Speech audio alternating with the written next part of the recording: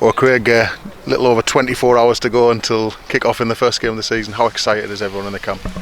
Yeah, I think there's a real buzz about the place now. I think we just want to get it going and get started. We've been ready for a couple of weeks, but the proper games start tomorrow, and yeah, there is a bit of excitement around, I won't lie.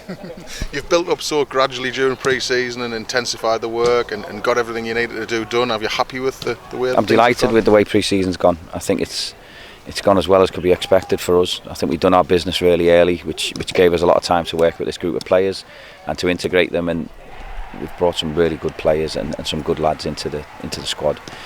Our squad now is as healthy as it's ever been. There'll be some disappointed lads, I'm sure, not starting tomorrow, but as the season starts and as we go through it, everyone's going to play a lot of game time, because literally you could toss a coin and see who could play. It all depends on games and situations, and are we at home or are we away? So I'll pick a team that I think can win each game. You talked about the people that you've brought in, the recruitment drive over the summer, to add that athleticism, the legs, the pace, the physicality that you need in this division. But you've said it yourself, and I've just been speaking to Gus, and he's one of the pains to say as well, we've brought in good players, not just cloggers. No, they're not cloggers, and whilst I know we needed a bit more physicality and size and strength, I don't want to sacrifice the way we play football. So everyone I've brought in can handle the football. They're all technically good. They all know what they're doing. And in my opinion, they shouldn't be playing at this level. So it's up to them to go out and prove it now. We've got a real long, tough season. I'm sure there'll be some highs and some lows, definitely. But we'll approach it very level all the way through. You know, we won't get carried away when we win, just like we won't get too down when we lose. And it's often the team who's the most consistent and who can handle that does really well in the league. Given the players you've brought in and the options you have you had a few sleepless nights this week thinking about what you're going to put on the starting team? No, I haven't. They're nice problems to have. I'd rather have them than trying to fill your team with people who you don't know. We've got loads of options. We've got a lot of strength in depth. We've got very good footballers at the football club who would get in most National League sides. The tough bit for me is letting one or two of them down and be disappointed, but at the same time, you know, whilst I want them to be disappointed not playing, I don't want them to be disruptive. They've all got to be in it together. And to be fair, we've had a few talks over the pre-season about it, and they're all on board with that. They know it's going to be a squad game. They know we're going to need everyone if we're going to get promoted or if we're going to do really well. So the proof of that is in the eating, if you like. So like I say, when you find out loads about your team when you're going through a tough spell, and I'm sure there'll be tough spells in the season because every team has them, we'll just have to cross that bridge when we come to it and see if everyone does what they say they're going to do. So when people talk about football management, and they think about team selection, don't they? But is your job this year almost as big to manage the players who aren't in that level? That's the biggest job. I've got to keep this squad happy. At the minute with the keepers we've got 22, 23 players, so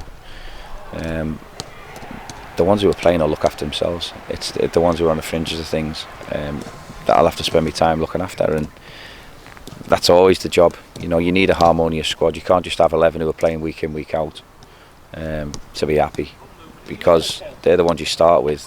The ones you finish with are on the periphery of things, so you've got to keep them happy.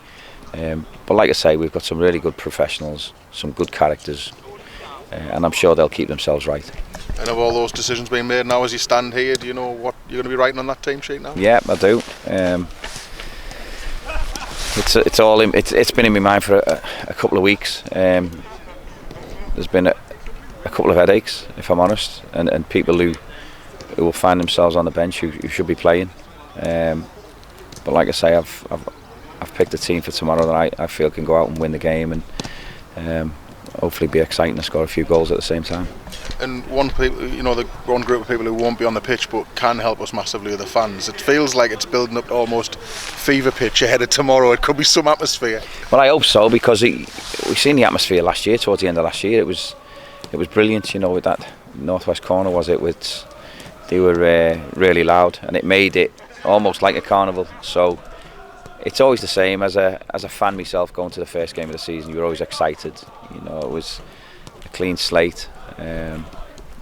You had a little bit of optimism going into the season, and we're no different. You know, as players and as management staff and as coaches, we're excited and we want the season to start because we feel we've got a really good group of players here put their minds to it, and with a bit of consistency can do something this year. About the opposition then, Sutton have obviously had a lot of change on and off the pitch over the summer months. What can we expect tomorrow? I think you can expect a hard-working, well-organised side. There'll be a threat at set pieces. They'll give us a game. They've been consistently good over recent seasons in the league. They're always there or thereabouts. So it's going to be a tough test for us. And a start is important, isn't it, in this league? We've rattle on about it every season we've been in this league. It's I think 8 games in the first month. Well, it's ridiculous to start the league. There's so many games that you need a good start, otherwise you're playing catch up for the rest of the season. If we can get a few wins in the first few games, then it settles everyone down and breeds a little bit of confidence in everyone. And run out music, what would be your choice? We've been thinking about this for days, and mine are the Rockies. I love the Rockies. They get you going. As a Liverpool fan, I'm loath to say it, but Z Cars at Everton was always one that got you going. But I'm sure Sweens has got a good one that I think you're going to go with, so we'll blame Sweens for whatever. Let's blame Sweens. Yeah, we'll blame Sweens. That's it.